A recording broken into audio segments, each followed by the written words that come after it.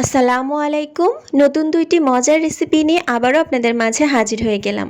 চায়ের সাথে খাওয়ার জন্য দারুণ মজার দুইটি বিস্কুট পিঠার রেসিপি নিয়ে চলে এসেছি। ডিম এবং ডিম ছাড়া আমি দুই রকমের বিস্কুট আজ আপনাদের সাথে শেয়ার করছি। আশা করছি সহজ রেসিপি দুইটা আপনাদের কাছে ভালো লাগবে। সুজি এবং অল্প কিছু উপকরণে আমি আজকের এই মজার দুইটি বিস্কুট বানিয়ে নিয়েছি। এই বিস্কুট পিঠাগুলো দেখতে যেমনটা খাস্তা, খেতেও ঠিক সেরকমই মুচমুচে। আর এই বিস্কুটগুলো একবার বানিয়ে একটা এয়ারটাইট বক্সে মাস জুড়ে সংরক্ষণ করা যায়। আশা করি একবার যদি এই বিস্কুট দুইটা বাসায় বানান, বাইরে থেকে কিনে আনা বিস্কুট আর ভালোই লাগবে না। তাহলে চলুন কথা না বাড়িয়ে মূল রেসিপিটা দেখে আসি। প্রথমে একটা বাটিতে আমি নর্মাল তাপমাত্রায় থাকা একটি ডিম ভেঙে নিয়েছি এবং দিয়ে দিচ্ছি 1/3 কাপ পরিমাণ চিনি। মিষ্টিটা আপনারা পছন্দ মতো বাড়িয়ে কিংবা কমিয়ে নিতে পারেন। 1/4 চা চামচ লবণ ব্যবহার করেছি, অথবা 1 চিমটি লবণ আপনারা ব্যবহার করতে পারেন। এখন একটা হ্যান্ড উইক্স দিয়ে খুব ভালো করে চিনি এবং ডিমটাকে ফেটিয়ে নিচ্ছি। যতক্ষণ না পর্যন্ত চিনিটা পুরোপুরি গলে যাচ্ছে ততক্ষণ পর্যন্ত এভাবেই ফেটিয়ে নিতে হবে। আপনারা চাইলে এখানে চিনিটাকে গুঁড়া করে ব্যবহার করতে পারেন, সেক্ষেত্রে কাজটা একটু সহজ হবে। চিনিটা পুরোপুরি গলে যাওয়ার পর আমি এখন এই ডিমের মধ্যে দিয়ে দিচ্ছি 1 কাপ পরিমাণ কাঁচা সুজি। সুজিটাকে ভেজে নেওয়ার কোনোই প্রয়োজন নেই, এভাবে কাঁচা অবস্থাতেই ব্যবহার করলেই হবে। এখন সুজিটা দেওয়ার পর ডিমের মিশ্রণের সাথে খুব ভালো করে হাত দিয়ে মেখে নিচ্ছি।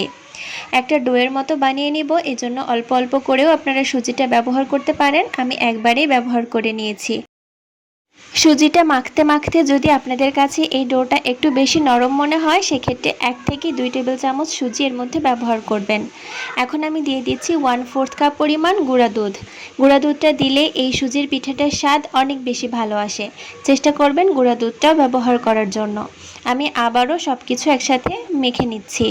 আবার ডোটা যদি আপনাদের কাছে বেশি টাইট মনে হয়, সেক্ষেত্রে 1 টেবিল চামচের মতো দুধ ব্যবহার করতে পারেন। আমার মাখা হয়ে গিয়েছে। এখন একটা প্লেট দিয়ে আমি এটাকে ঢেকে 5 মিনিটের জন্য রেস্টে রেখে দিব। 5 মিনিটের মধ্যে এই ডোটা একদম পিঠা বানানোর জন্য পারফেক্টলি সেট হয়ে যাবে। আমি হাতে সামান্য একটু তেল মেখে নিয়েছি, যাতে পিঠাটা বানানোর সময় হাতের সাথে লেগে না যায় এবং পিঠাটা অনেক সুন্দর স্মুথ হয়। সামান্য একটু সুজির ডো নিয়ে নিয়েছি এবং হাতের মধ্যে চেপে চেপে একটা গোল টাইপের শেপ দিয়ে নিলাম। তারপরে তালুতে নিয়ে একটু ঘুরিয়ে নিয়েছি এবং তালুর সাহায্যে পিঠাটাকে চ্যাপ্টা করে নিয়েছি, দেখতেই পাচ্ছেন। আমি একই রকম করে সবগুলা পিঠাই বানিয়ে নিব। প্রথমে সামান্য একটু সুজির ডো নিয়ে নিতে হবে, তারপরে হাতের মধ্যে চেপে চেপে ঘুরিয়ে ঘুরিয়ে গোল করে নিতে হবে। তারপর হাতের তালুর সাহায্যে চাপ দিয়ে চ্যাপ্টা টাইপের একটা বিস্কুটের শেপ দিয়ে নিতে হবে। আপনারা চাইলে এই পিঠাটা একদম গোল করেও বানিয়ে নিতে পারেন, সেক্ষেত্রেও কিন্তু দেখতে অনেক বেশি সুন্দর লাগবে। আমি একই রকম করে সবগুলা পিঠাই বানিয়ে নিয়েছি। এখন এগুলা তেলে ভেজে নেওয়ার পালা। চুলায় একটা প্যান বসিয়ে দিয়েছি এবং পরিমাণ মতো তেল গরম করতে দিয়েছিলাম। তেলটা সামান্য গরম হয়ে গেলে একে একে সুজির পিঠাগুলা দিয়ে দিয়েছি। কিছুক্ষণ পর একটা কাঁটা চামচের সাহায্যে আলতো করে পিঠাগুলাকে একটা একটা করে উল্টে দিচ্ছি। চামচ দিয়ে খুব জোরে জোরে পিঠাগুলাকে উল্টানো যাবে না, এই পর্যায়ে এই পিঠাগুলা অনেক বেশি নরম থাকে। আলতো করে একটা পাশ যখন কালার চলে আসবে, তখন উল্টে পাল্টে পিঠাগুলাকে দুই পাশই একই রকম কালার করে ভেজে নিতে হবে। যতক্ষণ না পর্যন্ত পিঠাটার গায়ে সম্পূর্ণ গোল্ডেন ব্রাউন কালার চলে আসছে, ততক্ষণ পর্যন্ত আমি এই পিঠাগুলাকে ভেজে নিব এবং চুলার জালটা রাখতে হবে মিডিয়াম টু লোতে। খুব বেশি জোরে জাল দিলে পিঠাগুলা খুব দ্রুত পুড়ে যাবে, সেক্ষেত্রে পিঠার চেহারাটা দেখতে কিন্তু ভালো লাগবে না। যখন এইরকম সবগুলা পিঠার কালার গোল্ডেন ব্রাউন কালার হয়ে গিয়েছে, আমি তখন এই পিঠাগুলাকে তেল ঝরিয়ে উঠিয়ে নিচ্ছি। সুজির এই পিঠাগুলা গরম থাকা অবস্থাতে বেশ নরম থাকে, যখন এটা পুরোপুরি ঠান্ডা হয়ে যাবে তখন শক্ত হয়ে যাবে এবং বিস্কুটের একটা টেক্সচারে চলে আসবে। এটা খেতে অনেকটা বিস্কুটের মতোই লাগে, তাই এই পিঠাটাকে সুজির পিঠা বা সুজির বিস্কুট পিঠাও কিন্তু বলা হয়ে থাকে। চায়ের সাথে এই পিঠাটা খেতে তো অসম্ভব মজা লাগে। আশা করি আমার আজকের এই সহজ রেসিপিটা আপনাদের কাছে ভালো লেগেছে। এবারে যে বিস্কুটটা আপনাদেরকে তৈরি করে দেখাচ্ছি, এই বিস্কুটটা আমি বানিয়েছি ডিম ছাড়া এবং এই বিস্কুটটা অনেক বেশি খাস্তা এবং মুচমুচে, ঠিক দোকান থেকে কিনে আনা বিস্কুটের মতো। এই বিস্কুটটা চায়ের সাথে খেতে অসম্ভব মজা লাগে। আশা করি আপনারা একবার বাসায় ট্রাই করবেন এবং আপনাদের কাছেও ভালো লাগবে। তাহলে চলুন আমি একটা বাটির মধ্যে নিয়ে নিচ্ছি মেজারমেন্ট কাপের 2 কাপ পরিমাণ ময়দা। আপনারা চাইলে আটা দিয়েও বিস্কুটটি বানাতে পারেন। এখন দিয়ে দিচ্ছি আমি 1/2 কাপ পরিমাণ কাঁচা সুজি। সুজিটা আমি কাঁচা অবস্থাতেই ব্যবহার করেছি, ভাজার কোনোই দরকার নেই। দিয়ে দিচ্ছি আমি এখানে 1/3 কাপ পরিমাণ কোরানো নারকেল। আপনাদের বাসায় নারকেলটা না থাকলে স্কিপ করতে পারেন, আবার বাইরে থেকে কিনে আনা যে ডেসিকেটেড কোকোনাট আছে সেইটাও আপনারা ব্যবহার করতে পারেন। দিয়ে দিচ্ছি আমি এখানে 2 টেবিল চামচ পরিমাণ সাদা তিল। তিলটাও যদি না থাকে সেটাও স্কিপ করতে পারেন। এখন দিয়ে দিচ্ছি আমি হাফ চা চামচের মতো লবণ, অথবা আপনারা আপনাদের স্বাদ অনুযায়ী দিয়ে নেবেন। এখন আমি দিয়ে দিচ্ছি 1/4 কাপ পরিমাণ ঘি। আপনারা চাইলে এখানে তেলও ব্যবহার করতে পারেন, তবে ঘিটা দিলে খুব সুন্দর একটা ঘিয়ের স্মেল আসে বিস্কুটের মধ্য থেকে।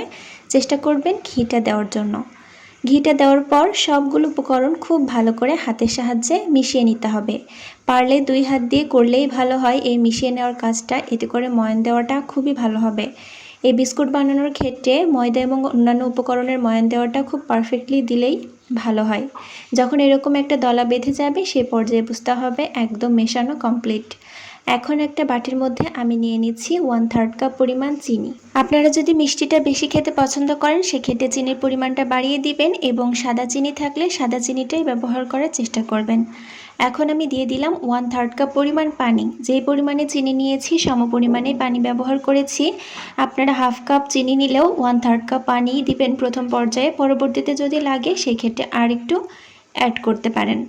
এখন এই চিনি মেশানো পানিটাকে আমি অল্প অল্প করে এই ময়দার মিশ্রণের মধ্যে দিব এবং একটা ডো বানিয়ে নিব।